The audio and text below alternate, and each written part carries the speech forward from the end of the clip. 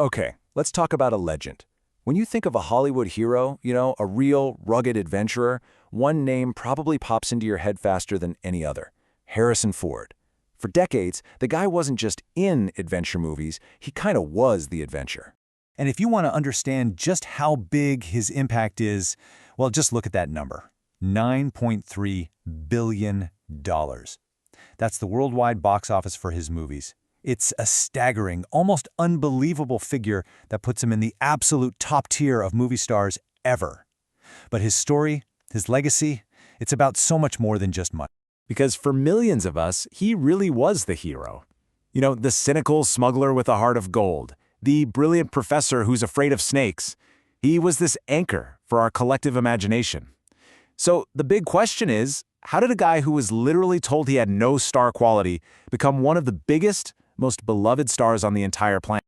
Well, his story doesn't kick off on some fancy red carpet. Nope, it starts with a hammer and some nails. This is the story of his journey down the Carpenter's path. Yeah, Ford's early career was anything but a Hollywood dream. He lands in LA in the 60s, but he's just stuck in these tiny, often uncredited parts. He was getting frustrated, and then, famously, a studio exec basically told him to his face that he just didn't have it. Instead of packing it in, though, he did something completely unexpected. He leaned into pure pragmatism. He had a family to support, and he refused to be that cliché of the starving artist. So, what did he do? He went to the library, checked out some books, and taught himself carpentry. He became this sought-after carpenter for Hollywood's elite, not as a backup plan, but as a way to control his own destiny as an actor. In this quote right here, it just perfectly sums up his whole mindset. He wasn't giving up on acting at all. He was building a life that gave him the freedom to chase it on his own terms. And the wild part is, that blue-collar authenticity, that rugged self-reliance, it would become the very foundation of his entire on-screen persona. And wouldn't you know it, it was that carpentry work that led, almost completely by accident, to the two roles that would define not just him, but cinema itself forever: the scoundrel and the archaeologist. Now get this story, because it's amazing. His big break was a total fluke. He wasn't even there to audition for Star Wars. He was literally just on site installing a door when George Lucas asked him to help out by reading lines with the actors who were auditioning. But as he read, Lucas had this light bulb moment. Ford's weary, sarcastic delivery, that wasn't just a guy reading lines. That was Han Solo. He'd found his smuggler. And Ford didn't just play the part, he basically created it. You know that famous scene in The Empire Strikes Back? Princess Leia finally tells Han she loves him, right as he's about to be frozen in carbonite. The scripted line for him to say back was simple.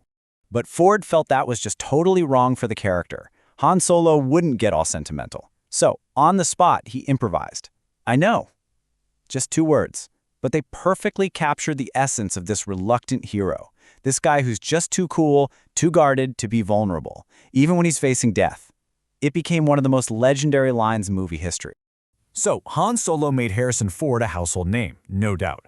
But then, just a few years later, another team-up with George Lucas, this time with Steven Spielberg directing, would introduce the world to a whole new kind of hero and cement Ford's status as a flat-out icon.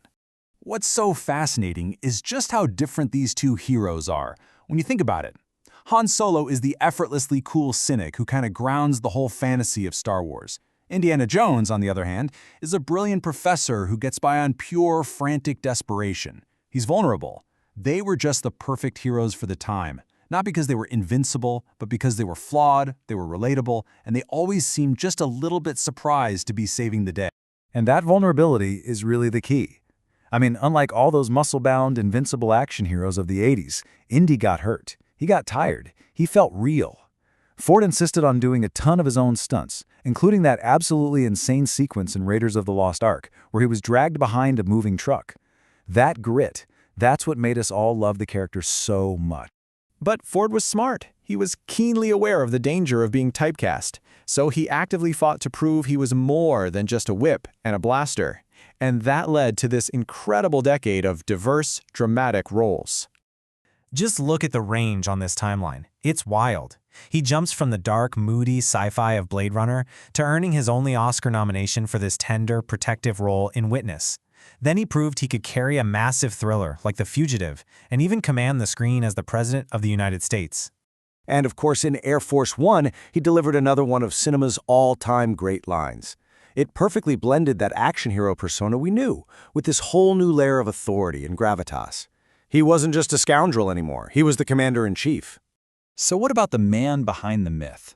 Well, it turns out that adventurous spirit we all love on screen, it isn't really just an act. You know, if you were to break down his identity, it might look a little something like this. Of course, he's an actor, that's half of it. But that foundation as a carpenter, that's still a huge piece of his story. And then there's his other great passion in life, being a pilot. And he's not just a hobbyist, not at all. Ford is a really accomplished aviator who has used his own helicopter to personally rescue stranded hikers. His passion has also come with some incredible risks. He's survived multiple plane crashes that would have made pretty much anyone else give up flying for good. But in true Harrison Ford fashion, he always gets back in the cockpit. And that just brings his entire life full circle, doesn't it? He started out as a carpenter, a builder, and using that same pragmatism, that same grit and quiet competence, he built a career and a legacy that is just as solid and enduring as anything made of wood and stone. Which kind of leaves us with one final thought. In today's age of superheroes with unbelievable powers, Harrison Ford's legacy is this powerful reminder of a different kind of hero. The reluctant one, the grounded one, the very human one who gets knocked down but always gets back up. So it makes you ask, what does it truly mean to be a hero? Maybe it's just being the person who does the job no matter how impossible it seems.